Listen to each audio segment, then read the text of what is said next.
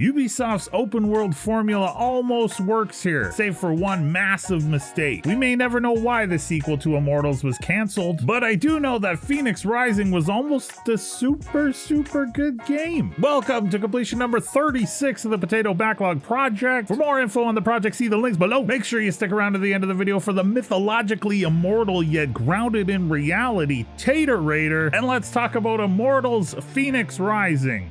Released in late 2020, kind of right in the middle of the COVID pandemic, Fenyx Rising is an open-world action-adventure style game. Many reviewers and gamers at the time compared it to The Legend of Zelda: Breath of the Wild. There are some similarities, for sure, but where Zelda shines its brightest, Immortals comes up the shortest. They didn't understand the main reason why Breath of the Wild's open world was so good, so we end up with a giant, beautiful open-world game with absolutely zero desire to explore it. And this unfortunately overshadows a pretty fun story, some great characters, and pretty fun combat. The story is set in a world where Greek myths are real, and it begins with Prometheus telling Zeus a story about a mortal named Fenyx. Without spoiling too much, there's a big baddie named Typhon who wants to destroy all the gods of Olympus, rule the world, or restart the world. I can't remember exactly, but he's evil. You have some light customization options off the start while creating the main character. Nothing insanely deep here, but enough to have some fun with and make the character feel like your own. The game starts you off without much for abilities or gear and works you through a short tutorial that is built into the story and the game progression, which I'm a pretty big fan of. It's not overly long and gets you familiar with the controls and how things are going to work moving forward. Throughout the game, you'll unlock new abilities and new powers, with options to pick and choose which of those abilities and powers you'll upgrade. Some are core abilities, and you will unlock them regardless, but there's also some stuff like swimming faster and climbing faster that you could play the entire game without unlocking. I appreciate this much freedom and choice being given to the player here. I like being in control of what I upgrade and when. There's a plethora of different gear to find throughout the lands in Immortals. You can also unlock new pieces from defeating certain bosses. The gear was done really well visually in this game. Each piece and set feels unique and feels and looks like it belongs within the world. There are different skins to some of the pieces, and they offer different ability boosts and character buffs, which puts the onus on the player to choose style over substance or vice versa. Weapons and armor can also be upgraded, along with amount of potions you can carry, stamina, overall health, number of arrows, potency of the potions themselves. There's just a lot, and the system for this was a little convoluted. They overcomplicated the amount of different things you need to collect in order to upgrade certain things. Look at all these currencies. This was entirely unnecessary. This could have been designed better, shored up and simplified while keeping the depth of the options they wanted to offer. It just ended up being too much to remember what I needed for what, and it's not like there were specific places you could farm for specific things. Everything was just kind of found everywhere. I think it was a way for them to try and make the game feel grand, but it just ended up being more complex than it needed to be with everything else going on in the game. Unfortunately, the game has a semi-microtransaction focused store. It does look like all the gear can be acquired by grinding the game and daily missions for the currency needed, but I feel like all this should have been in the base experience. Just offer this gear as harder stuff to find than normal gear. Force me to explore or figure out some harder puzzles, and then reward me with the cooler stuff. What they have here is, hey, look at this cool thing. You can grind away for it, sure, but you could also just give us money now, and we'll give it to you now. That had me ignoring the entire in-game store system completely, which was the modern bummer, because of course the coolest stuff ended up being in that store. They tried to create an end-game grind and monetization loop in a game that didn't need one. This is a 25 to 40 hour playthrough with a new game plus option after completion. No one wants to do dailies in this style of game. But the biggest problem with Immortals Fenyx Rising is the far sight ability. You gain this ability very early on in the game, and it allows you to just look around and reveal every point of interest on the map around you. Chests, items, Tartarus pits, challenges, absolutely everything. This was the biggest mistake the developers made. This took away all mystery and wonder within this giant world they had created. I had zero reason to wander off on my own and go looking for things. It turned the game into what felt like a very work-like experience after, where I just had a list of things to do and places to go, and I was just working through it, checking things off the list. This is not how you want to do an open world. Breath of the Wild excels because the world is built to make you curious and beckons to you for exploration and adventure, and it works. Developers gotta start giving gamers some credit. Just because you put a lot of things into a giant world doesn't mean you need to make it super easy for us to find it all. Just let us explore, let us adventure, let us open up your game. I would have won Potatoed the game just because of the farsight ability if it wasn't for the combat. The combat was surprisingly fun and fleshed out. It had me wanting to continue to play. The camera works super well with everything going on. It always felt like a fresh, fluid experience. Controls were super tight and intuitive. repetitive. As I unlocked new abilities, it became more fun, as it should. The game offers the player multiple ways to approach combat, and you can carve out your own style in a way, depending on how you like to approach. If you like combos, close quarter stuff, do you prefer ranged and then move in and clean up? You can even get to the point where you can fight and kill multiple things in the air without needing to come back down to the ground until the fight's done. I love the freedom it gave me. This aspect of the game never got old or dull for me, and this was the one reason I actually felt a little bummed when I found out the sequel was canned.